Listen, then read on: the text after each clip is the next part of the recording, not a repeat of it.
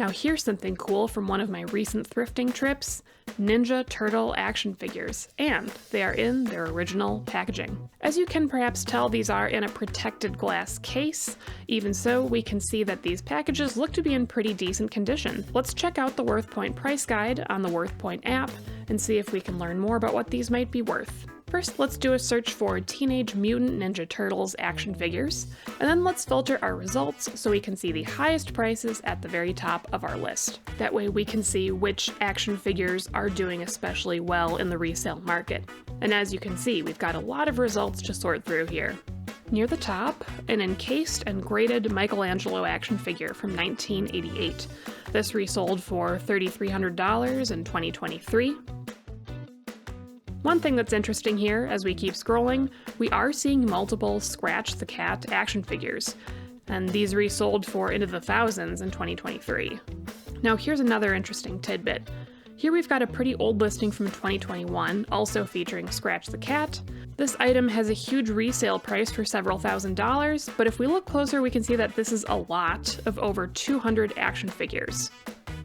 Now here's another listing featuring the same character, Scratch the Cat. It's a graded action figure, and it's just the one figure, it's just Scratch.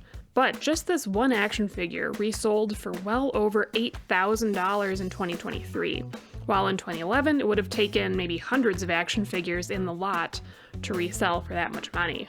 It's also worth taking note of the branding on these packages. As we look through these listings, we can see how the branding and the packaging looked in the 80s and 90s, and we can see that it looks pretty different from our thrift store action figures. That makes me wonder if these thrifted ones are a bit newer, maybe dating into the aughts or the 20-teens. So packaging is definitely something to keep your eyes on. Let's do a search for this Splinter action figure and see what we can find. And check it out. Here we've got a 1988 Splinter with the original back, resold for over $200 in 2023. Here's another one that resold for a similar price that same year. And if we keep scrolling, we find our same thrift store Splinter. Looks like this guy dates to the early 2000s, resold for $120 in 2023. Not bad at all.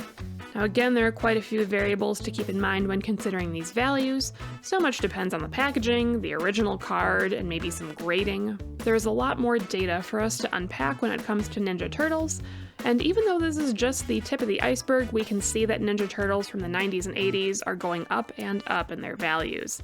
If you can find a deal on these older action figures at a thrift store or an estate sale, be sure to snap them up because it looks like their values are only going to keep on increasing.